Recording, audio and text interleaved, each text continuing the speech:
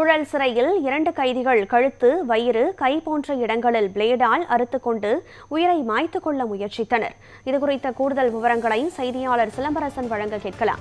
சிலம்பரசன், புழல் சிறையில் இந்த தற்கொலை முயற்சியில் ஈடுபட்ட 2 கைதிகள் யார்? இந்த தற்கொலை முயற்சியினுடைய பின்னணி என்ன? அதற்கான காரணமாக அங்கு சிறை அதிகாரிகள் தரப்பில் என்ன சொல்லப்படுகிறது?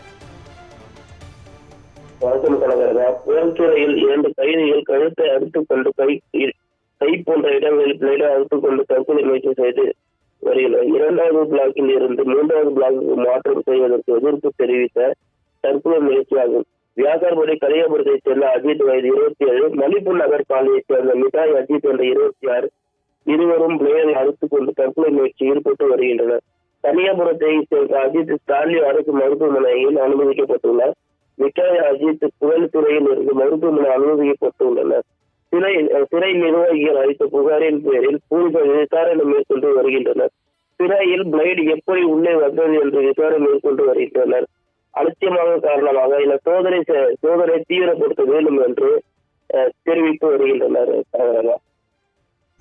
விவரங்களை வழங்கியமைக்கு நன்றி சிலம்பரசன்.